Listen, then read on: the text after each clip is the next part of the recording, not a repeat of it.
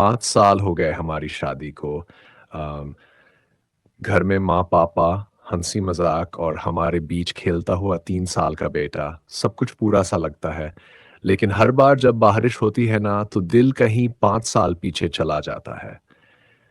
मैं अर्जुन खिड़की के पास खड़ा होकर बस बारिश देखता रहता हूँ और रागिनी, मेरी पत्नी, चुपचाप मेरे पास आकर खड़ी हो जाती है, बिना कुछ बोले। जैसे वो जानती हो कि इस बारिश में सिर्फ पानी नहीं गिर रहा, बल्कि हमारे प्यार की वो पुरानी भीगी सी यादें गिर रही हैं, जिनमें हम सिर्फ पति-पत्नी नहीं थे, हम थे। और आज भी हैं, बस थोड़ा ज़्यादा समझदार, थोड़ा ज़्यादा खामोश, लेकिन उतना ही गहरा प्यार लिए हुए। बारिश की बूंदें खिड़की के शीशे पर टकराकर जब फिसलती हैं, तो रागिनी अनजाने में पर्दे का कोना ठीक करने लगती है। ये उसकी पुरानी आदत है, जब भी उसका मन कुछ कह नहीं पाता, तो उसके हाथ कुछ न कुछ सँवारने लगते हैं।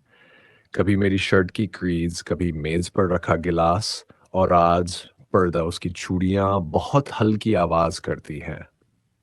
इतनी हल्की कि शायद कोई और सुने भी नहीं, लेकिन मैं सुन लेता हूँ, क्योंकि इस आवाज़ में वो सारे साल छुपे हैं, जब हम एक ही छत के नीचे नहीं, एक ही ख्वाब के नीचे रहते थे।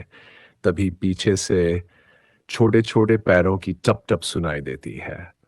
हमारा बेटा नंगे पाँव, हाथ में अपनी छोटी-सी कार पकड़े, भागता हुआ आता है और मेरी टाँगों से लिपट जाता है।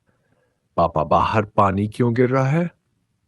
उसकी आँखों में सवाल है और मेरी आँखों में जवाबों से ज़्यादा यादें। रागिनी झुककर उसे गोद में उठा लेती है और उसकी पेशानी पर हल्की-सी किस करती है। उस पल मुझे एहसास होता है, बारिश अब भी वही है, दिल की धड़कनें भी वही हैं। बस अब हमारे बीच एक नन्हा-सा नाम जुड़ गया है, जो हमारे प्यार को और गहरा और इस इंतज़ार को और खूबसूरत बना देता है। बारिश की आवाज़ अचानक तेज़ हो जाती है और मेरी आँखों के सामने आज की खिड़की नहीं, 5 साल पहले की वो गीली-सी सड़क उभर आती है। वो शाम भी बारिश की ही थी। मैं, अर्जुन, ऑफ़िस से लौट रहा था। सड़क पर पानी भरा था, लोग जल्दी-जल्दी घर पहुँचने की हड़बड़ी में थे। तो मैंने उसे पहली बार देखा था, रागिनी। हल्के नीले रंग की सलवार कमीज, पीछे बंधे गीले बाल और हाथों में साइकिल का हैंडल कसकर पकड़े हुए। वो बारिश में भीगती हुई धीरे-धीरे घर की ओर जा रही थी। तभी अचानक एक लड़का बहुत तेज रफ्तार में बाइक लेकर आया और बिल्कुल उसके पास से कट मारकर निकल गया। अरे, संभल कर चलना नहीं आता क्या? रागिनी गुस्से में चिल्लाई। लेकिन बारिश, गीली सड़क और हड़बड़ी, उसकी साइकिल फिसल गई, वो गिरते-गिरते बची, साइकिल एक तरफ झुक गई और वो गुस्से से भीगी सड़क को देखती रह गई। पागल है सारे लोग, बारिश में भी रेस लगानी है, वो खुद से ही बड़बड़ाने लगी। मैं वहीं खड़ा था, दिल तेज धड़क रहा था। पता नहीं क्यों, मैं आगे बढ़ा, उसकी साइकिल सीधी की और हल्की मुस्कान के साथ कहा, बारिश की गलती नहीं है, लोग भीगकर चलना नहीं जानते। वो पहली बार मेरी तरफ देखती है। उसकी आंखों में गुस्सा था, लेकिन उसके पीछे कहीं एक मासूम सी शर्म भी। तो आप सिखा दीजिए, उसने तीखे लहजे में कहा, और उस एक पल में बारिश रुक गई हो जैसे, सड़क खामोश हो गई हो जैसे, और मुझे समझ आ गया हो कि आज कोई सिर्फ गिरी हुई साइकिल नहीं, बल्कि मेरा दिल भी उठाकर मेरे सामने खड़ा कर गया है। वो हमारी पहली मुलाकात थी। ना नाम पता था, ना रिश्ता। बस बारिश थी, एक फिसलन थी और दो अनजान दिल, जो उसी पल से एक दूसरे की कहानी बन चुके थे। बारिश उस दिन बहुत देर तक गिरती रही।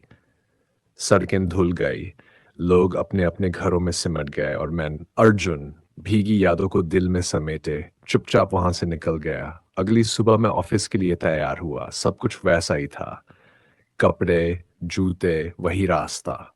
लेकिन मन मन कहीं पिछली शाम की उस गीली सड़क पर ही अटका हुआ था। पूरा दिन फाइलों के बीच बीतता रहा, लेकिन हर पन्ने के बीच मुझे उसकी बातें दिखती रहीं। उसका गुस्सा, उसकी आवाज़ और जाते-जाते उसके होंठों पर आए वो हल्की सी मुस्कान जो शायद उसने खुद भी नहीं नोटिस की थी। रात आई, मैं बिस्तर पर लेटा, लेकिन नींद मेरी आंखों से कोसों दूर थी। बार-बार वही सीन आंखों के सामने घूमता रहा। भीगी सड़क, फिसलती साइकिल और वो लड़की, जिसका नाम तक मुझे पता नहीं था। अजीब बात थी, किसी का नाम न जानकर भी कोई इतना अपना कैसे लग सकता है? अगले दिन भी ऑफिस में मन नहीं लगा, घड़ी बार-बार देखता रहा और जैसे ही शाम हुई, मेरे कदम अपने आप उसी रास्ते की ओर बढ़ गए। वही जगह, वही सड़क, जहाँ हमारी पहली मुलाकात हुई थी। मैं वहाँ जाकर खड़ा हो गया, बस खड़ा रहा। ना कोई उम्मीद, ना कोई योजना, सिर्फ एक खामोश सा इंतज़ार शायद। अगर पहली मुलाकात यहाँ हो सकती है, तो दूसरी भी हो सकती है। लोग आते-जाते रहे, बारिश की नमी अब भी हवा में थी, लेकिन वो नहीं आई। फिर भी मैं रोज़ आने लगा, उसी वक़्त, उसी जगह, क्योंकि अब मुझे समझ आ गया था, ये सिर्फ इंतज़ार नहीं था, ये शुरुआत थी उस प्यार की जिसे अभी नाम भी नहीं मिला था। रागिनी उस दिन गुस्से में वहाँ से चली तो गई थी, लेकिन सच ये है कि उसकी साइकिल तेज़ नहीं, तेज़ उसका दिल धड़क रहा था। वो रास्ते भर खुद से लड़ती रही, बार-बार वही जगह, बार-बार वही आदमी। वो जानती थी, अगर ये सब उसे फ़र्क नहीं डालता, तो वो रुकती ही नहीं। घर पहुंचकर उसने साइकिल दीवार से टिका दी। माँ रसोई में थी। आज देर हो गई? माँ ने पूछा। रागिनी ने बस सिर हिला दिया। कमरे में आकर खिड़की खोली। बाहर हल्की बारिश फिर से शुरू हो चुकी थी।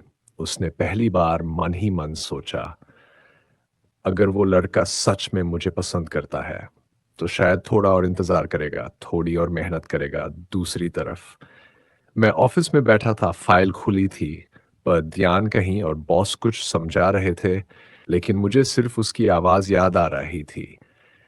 हर बारिश को कहानी मत बनाए। लंच ब्रेक में मैं छत पर चला गया। मोबाइल हाथ में था, लेकिन नंबर किसी का नहीं था। शाम को घर लौटा तो माँ ने पूछा, आज कुछ परेशान लग रहा है अर्जुन।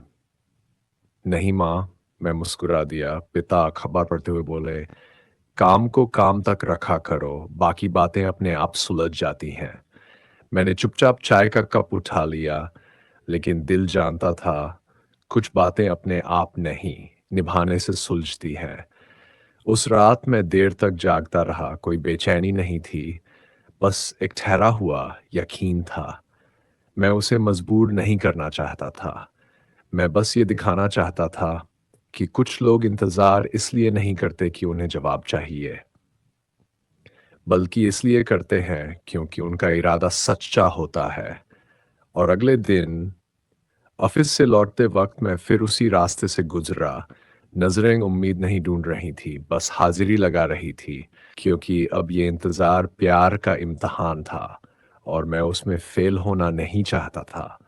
उस शाम रागिनी रसोई में माँ की मदद कर रही थी। दाल में नमक डालते वक्त माँ ने यूं ही कहा, रागिनी, आज मौसी का फोन आया था।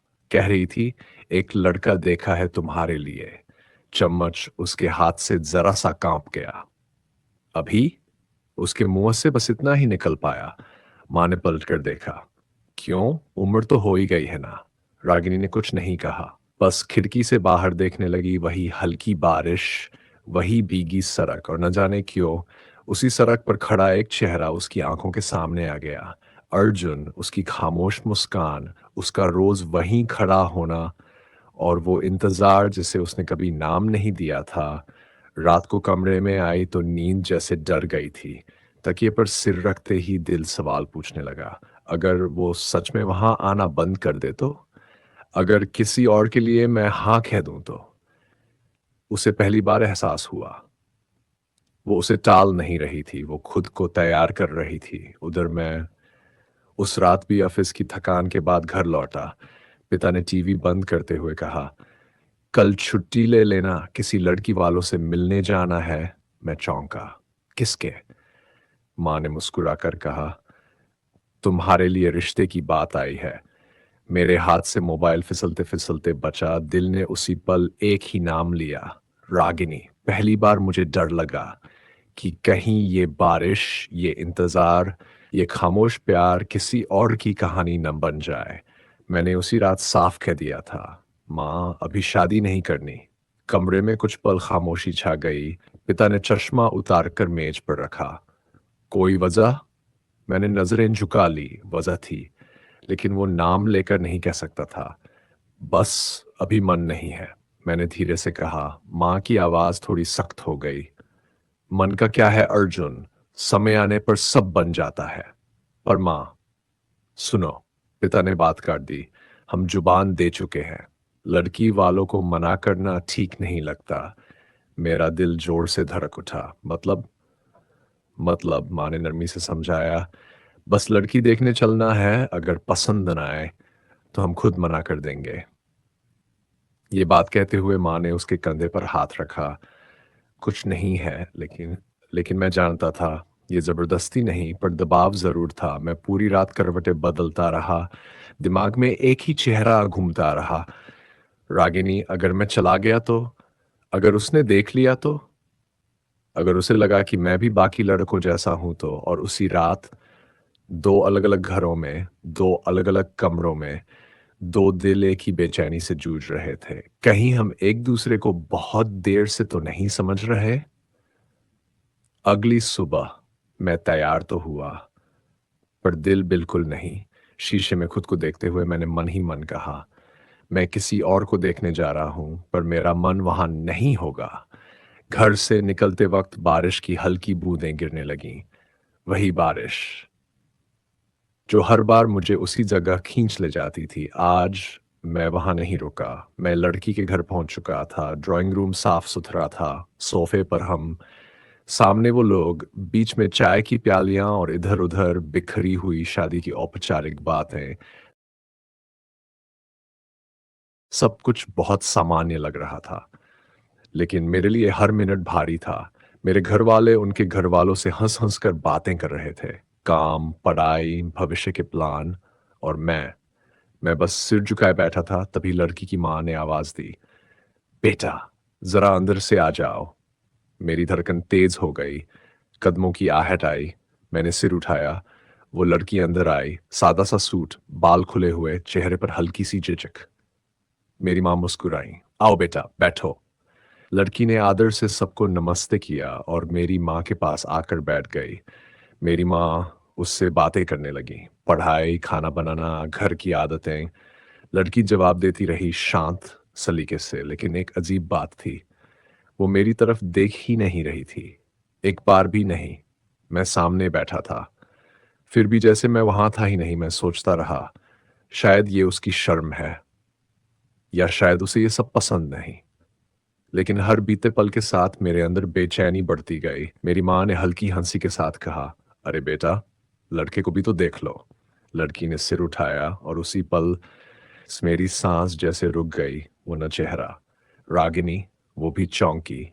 एक पल के लिए उसकी आंखों में हजार सवाल उतर आए, लेकिन अगले ही पल उसने नजरें झुका ली, जैसे कुछ हुआ ही न हो। कमरे में सब कुछ चलता रहा, बातें, हंसी, रिश्तों की औपचारिकता, लेकिन मेरे लिए वक्त वहीं थम गया था। मैं समझ गया था, बारिश ने हम दोनों को एक ही कहानी में बहुत दूर से लाकर आज आमने सामने खड़ा कर दिया है। और शायद अब ये मुलाकात इत्तेफाक नहीं थी। सबने कहा कि हम दोनों थोड़ा बाहर जाकर बात कर लें, और हम उनके घर के छोटे से गार्डन में आ गए। मैं और रागिनी आमने सामने खड़े थे। पहले कुछ सेकंड सिर्फ खामोशी थी, वही खामोशी जिसमें हमारी सारी बारिशें, इंतजार और अनकही बातें भरी हुई थी। वो मुझे देख रही थी और मैं उससे जितना हैरान थे उतना ही अंदर से खुश भी। दिल जोर जोर से धड़क रहा था।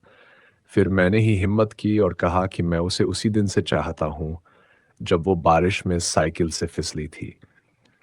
मैंने उसे कभी मजबूर नहीं किया, बस हर दिन उसी जगह खड़ा रहा, क्योंकि मेरा यकीन था उस पर। उसकी आंखें भर आई और उसने धीमे से कहा कि वो भी मुझे पसंद करती है, बस चाहती थी कि मैं थोड़ा और ठहरूं, थोड़ा और साबित करूं। उसी पल मैंने गार्डन से एक गुलाब तोड़ा, उसके सामने घुटनों के बल बैठकर कहा, रागिनी, मैं तुमसे प्यार करता हूं, क्या तुम मेरी ज़िंदगी बनोगी? और उसने मुस्कुराते हुए मेरा हाथ थाम लिया, गुलाब लिया और कहा, मैं भी तुमसे प्यार करती हूँ अर्जुन। उस पल मुझे समझ आ गया कि ये रिश्ता आज नहीं बना है, ये तो बहुत पहले हर बारिश के साथ हमारे अंदर उगता रहा था। और तभी मेरी आँखों के सामने वो गार्डन, वो गुलाब, वो घुटनों के बल बैठा अर्जुन धुंधला पड़ गया और मैं वापस आज में लौट आया। मैं खिड़की के पास खड़ा था, बाहर हल्की बारिश फिर से गिर रही थी।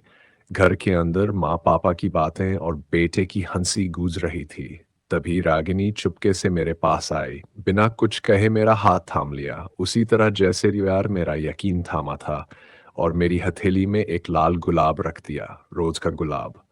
मुस्कुराते हुए बस इतना कहा, ताकि तुम भूलो मत कि बारिश के पहले भी और बाद में भी मैं हमेशा तुम्हारी ही हूँ। और मैंने उसकी उँगलियाँ कसकर पकड़ ली क्योंकि कुछ प्यार रोज़ कहे नहीं जाते, रोज़ निभाए जाते हैं। आज जब मैं पीछे मुड़कर देखता हूँ, तो एक बात बहुत साफ समझ आती है। प्यार वो नहीं होता जो शोर मचाकर पाया जाए। प्यार वो होता है जो खामोशी से निभाया जाए। रागिनी ने मुझे कभी रोका नहीं, मैंने उसे कभी मजबूर नहीं किया। हम दोनों बस एक दूसरे के लिए ठहरे रहे। क्योंकि सच्चा प्यार इंतज़ार से डरता नहीं, वो बस ये देखता है कि सामने वाला दिल से खड़ा है या नहीं। अगर आपकी ज़िंदगी में भी कोई है जिसे आप हर दिन बिना कहे याद करते हैं, तो समझ जाइए प्यार पहले से ही मौजूद है, बस उसे समय चाहिए। अब आपसे एक सवाल, क्या आपकी ज़िंदगी में भी कोई ऐसा है जिसके लिए आप आज भी चुपचाप इंतज़ार कर रहे हैं? अपनी कहानी नीचे कमेंट में ज़रूर लिखिए।